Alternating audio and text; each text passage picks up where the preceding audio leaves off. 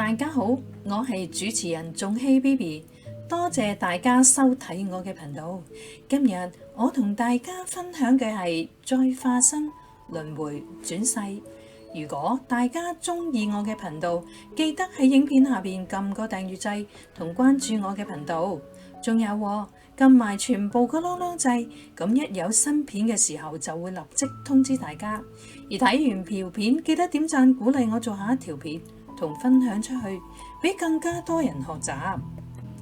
呢個係未經授權嘅非官方翻譯，而翻譯只作參考。如與原文有任何差異，敬請原諒。分享題目：Fuego 論壇再化身、輪迴、轉世 Q&A Part 8。備註：以下內容中一詞化身又或者再化身，都係指輪迴、轉世、投胎、重生。文中嘅精神形態，即係靈魂、靈體 （spirit form）， 我哋嘅形態即係 we form， 彼岸即係靈界。以下資料來自 Fuego 論壇，俾 Billy Meier 回答問題居多年以嚟關於輪迴主題摘錄問答集。Part 8問答，而家開始。2012年1月28日。問題：嬰兒嘅靈魂喺嚟到呢一個世界之前，會選擇佢哋嘅父母或者朋友嗎？定係會隨機嘅？我問呢個問題係因為佢哋所學習嘅特質又或者特性。回答：唔係，佢哋冇。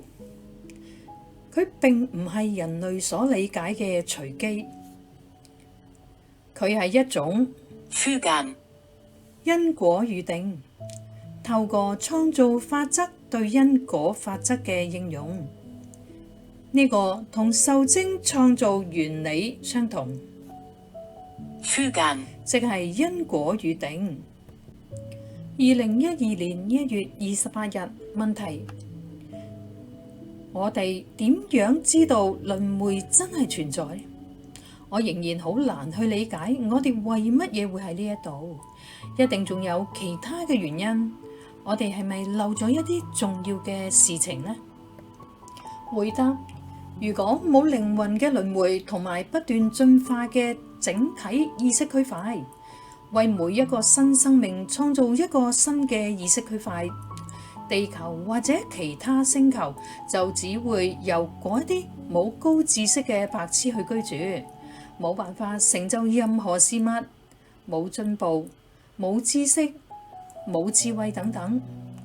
輪迴係一個進化嘅過程，佢令到知識能夠被儲存起嚟，並且得以保存，確保呢一啲知識可以喺下一世使用同埋作為基礎。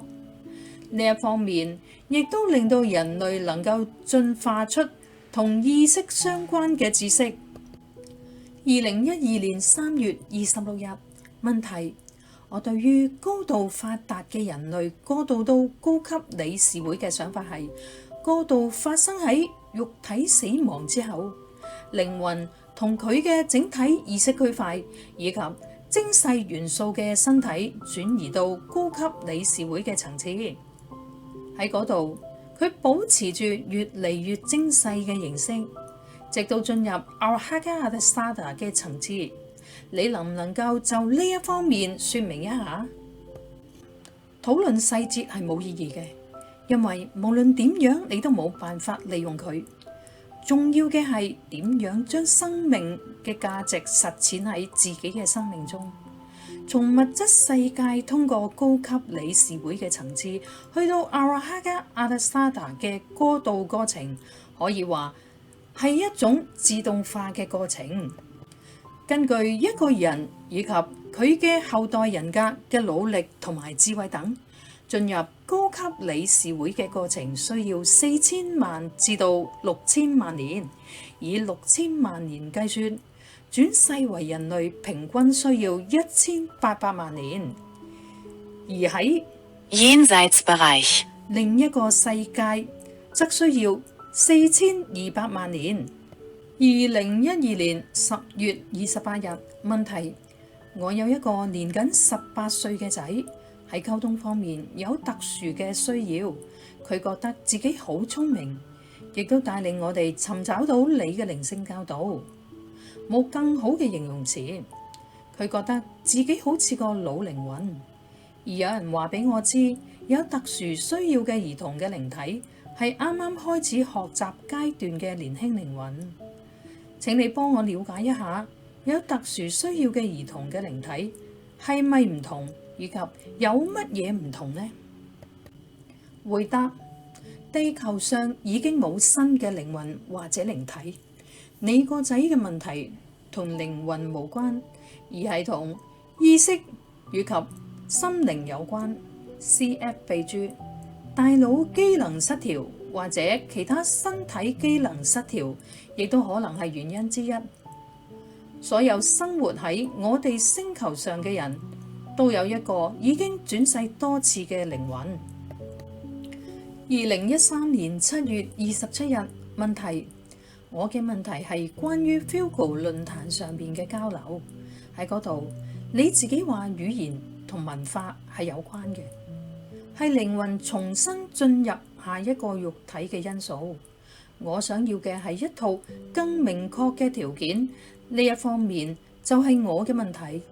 以下係我所思考一啲事情，佢哋並唔係問題，但係希望你可以用你嘅答案釐清呢一個關於語言文化喺輪迴過程中嘅角色嘅核心問題。當好似地球咁樣嘅星球上啱啱出現咗新嘅人類物質形態，而喺嗰一度亦都仲未有語言嘅存在。當一個家庭擁有雙語或者更多嘅語言，當一個人能夠講2種語言或者更多嘅語言時，當靈魂同地球另一端有住相同語言文化或者唔同語言文化嘅準父母頻率匹配嘅時候，由於被地區文化所限制，靈魂喺精細物質世界停留嘅時間遠遠超於重新進入嘅平均等候時間。例如，正常嘅係重生週期5倍。當一個人仲未完成完整嘅一生就死咗，有一個記錄在案嘅案例，一個人因為謀殺而喺同一個家庭中轉世2次。一個家庭一生中總共有3種人格。呢一樣好明顯係語言文化指引範圍內。喺你之前，俾另一個人嘅答案中提到，自由空間身體死亡嘅靈魂會去到最近嘅星球，以及呢一方面同語言文化選擇有乜嘢關係？回答：語言並唔係靈魂轉世到某個胚胎嘅因素，決定轉世嘅地點係基於文化意識為基礎嘅因素。重要嘅係人死亡時嘅進化層次程度，以意識為基礎。CF 備註：舉例，一個瑞士人嘅靈魂，佢一生或者一部分嘅時間都住喺嗰度，而且習慣咗瑞士嘅思想方式、文化同埋知識水平等。佢會再次投胎到歐洲，但唔一定係喺瑞士，亦都可能係喺奧地利、德國或者喺法國嘅地方等。嗰度有類似嘅意識、文化水平同埋生活方式等。